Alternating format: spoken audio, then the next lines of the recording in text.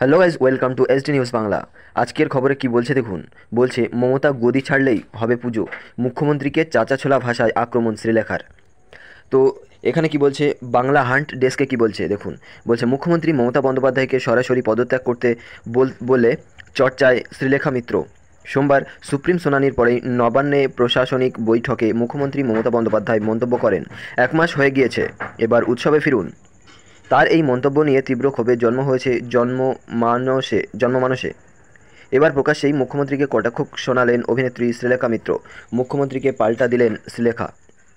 1 মাস হয়ে গিয়েছে, এবার উৎসবে ফিরুন। মমতা বলা এই মন্তব্য সোশ্যাল মিডিয়ায় শেয়ার করে চাঁচাছোলা ভাষায় আক্রমণ শুনিয়েছেন শ্রীলেখা মিত্র। তিনি বলেছেন বা লিখেছেন, কি বলবেন বলুন এবার।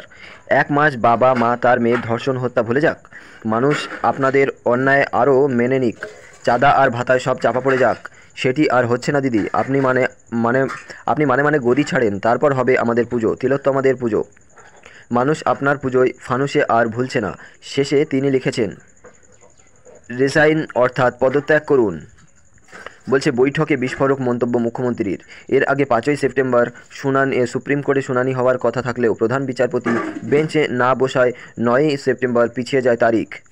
এদিন শুনানির পর নবান্নে প্রশাসনিক বৈঠকে মুখ্যমন্ত্রী মমতা বন্দ্যোপাধ্যায় বলেন, 1 মাস তো হয়ে গেল, আজ 9 তারিখ। 1 মাস একদিন, 31 দিনে মাস গিয়েছে। আমি অনুরোধ করব পুজোতে ফিরে আসুন, উৎসবে ফিরে আসুন।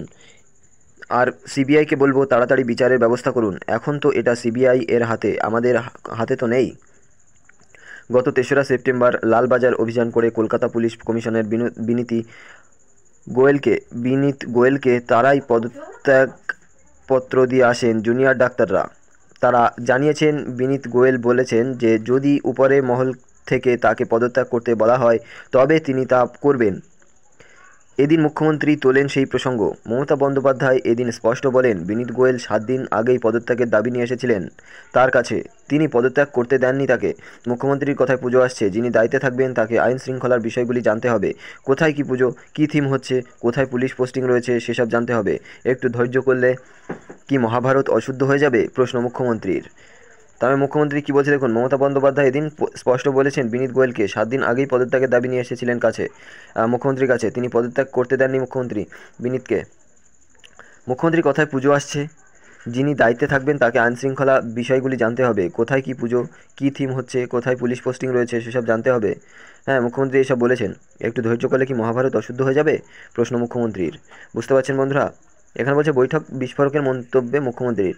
কি বলছে, এর আগে 5ই সেপ্টেম্বর সুপ্রিম শুনানি হওয়ার কথা থাকলেও প্রধান বিচারপতি বেঞ্চে না বসায় 9ই সেপ্টেম্বর পিছিয়ে যায় তারিখ। মানে 9ই সেপ্টেম্বরে শুনানি তারিখ পিছিয়ে দিয়েছিলেন। এদিন শুনানির নবান্নে প্রশাসনিক বৈঠকে মুখ্যমন্ত্রী মমতা বন্দ্যোপাধ্যায় বলেন, 1 মাস তো হয়ে গেল, আজ 9 তারিখ। 1 মাস একদিন, মানে 31 দিনে মাস গেছে। আমি অনুরোধ করব পুজোতে ফিরে আসুন। মানে কি বলছে, ধর্ষণের যে কাণ্ড, আরজি করার যে কাণ্ড, ওটা ভুলে গিয়ে এখন পুজোয় ফিরে আসতে বলছে মুখ্যমন্ত্রী। বলছে ওসব আর আমাদের হাতে নেই, ওসব সিবিআই এর হাতে। হ্যাঁ, সিবিআইকে বলবো তাড়াতাড়ি বিচারের ব্যবস্থা করুন। মানে মুখ্যমন্ত্রী বলে দেবেন যে সিবিআইকে যে তাড়াতাড়ি বিচারের ব্যবস্থা করুন, ওটা তো সিবিআই এর হাতে। এটাই হচ্ছে ব্যাপার। তো আজকে খবর এই পর্যন্তই। নেক্সট ফিরে আসি নতুন কোনো ইন্টারেস্টিং খবরে। সেই পর্যন্ত চ্যানেলটিকে সাবস্ক্রাইব করে আমাদের সঙ্গে থাকুন। ধন্যবাদ।